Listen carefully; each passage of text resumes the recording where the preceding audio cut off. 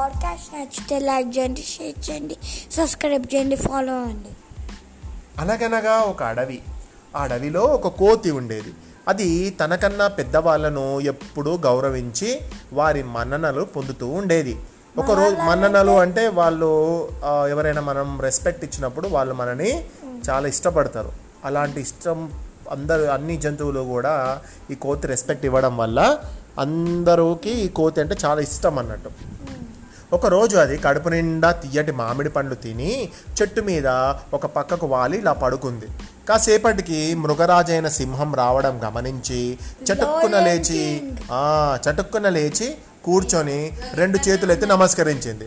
తర్వాత వెంటనే కిందకి దిగి వచ్చి, మృగరాజా, అంతా క్షేమమే కదా, మా వైపు వచ్చారు, చాలా ఆనందంగా ఉంది, ఒక్క క్షణం ఆగండి అంటూ పరుగున చెట్టెక్కింది. తీయటి మామిడి పండ్లు కోసి, మృగరాజా, మామిడి పండ్లు స్వీకరించండి అంది.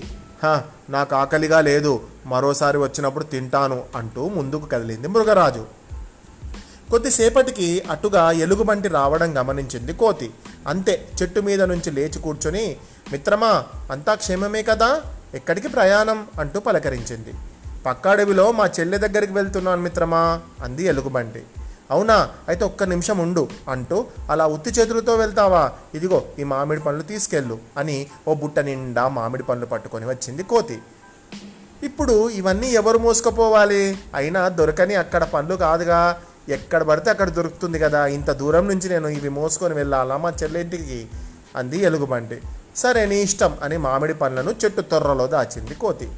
తర్వాత చెట్టెక్కి నెమ్మదిగా నిద్రలోకి జారుకుంది. కొద్దిసేపటికి కింద ఏదో శబ్దం కావడంతో కళ్ళు తెరిచి చూసింది. కింద ఒక కుందేలు, బాతు, కోడి మామిడి చెట్టుకు రాళ్ళు రువ్వుతూ కనిపించాయి. అంటే రాళ్ళు కొడుతున్నాయి మామిడి చెట్టు మీద. కోతి కోపంగా, ఛల్, నడవండి అని గట్టిగా అరిచింది. అన్నా, ఆకలిగా ఉందన్నా, మాకు తలొక పండు కింద పడేయవా ప్లీజ్ అని కోరాయి. పండు లేదు, గిండు లేదు, వెళ్ళండి అని తరిమింది కోతి.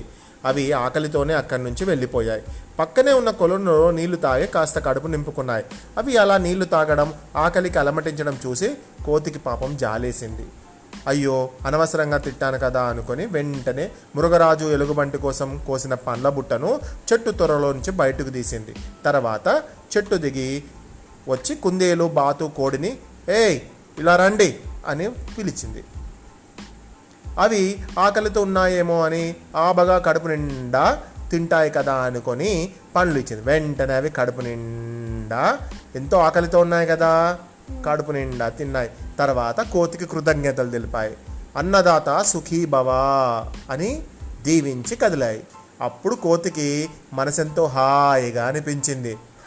మనకన్నా గొప్ప వాళ్ళకు సహాయం చేస్తే కలిగే ఆనందం కంటే ఇలా ఆకలితో ఉన్న వాళ్ళను మనము ఆదరించినప్పుడు కలిగే హృదయానందం గొప్పదని కోతి గ్రహించింది. ఇక్కడ కోతి ఏం చేసింది, పెద్దవాళ్ళంటే గౌరవం, దానికి మంచి కోతే, కానీ ఆకలి లేని వాళ్ళకు, అంటే ఆకలి లేదు అవసరం లేని వాళ్ళకి ఇచ్చేదానికంటే ఎవరికైతే అవసరం ఉందో వాళ్ళకి మనం సహాయపడడం వల్ల ఏం జరుగుతుంది, వాళ్ళు ఎంతో ఆనందం పొందుతారు, మనకు మంచి జరగాలని కోరుకుంటారు. ఈ కథ ద్వారా తెలిసే నీతి ఏంటంటే అందరినీ సమానంగా చూడాలి. అందరినీ మనము ఎవరు అవసరం ఉన్న వాళ్ళకంటే, అంటే ఎవరికైతే అవసరం ఉంటుందో వాళ్ళకి మనం సహాయపడాలి, కానీ అవసరం లేని వాళ్ళకి సహాయపడడం వల్ల వచ్చే ఉపయోగం ఏమైనా ఉందా, లేదు అనేది ఈ కథ ద్వారా తెలిసేటువంటి నీతి. ఇంతటి చక్కటి కథను రాసిన వారు రామకృష్ణ గారు.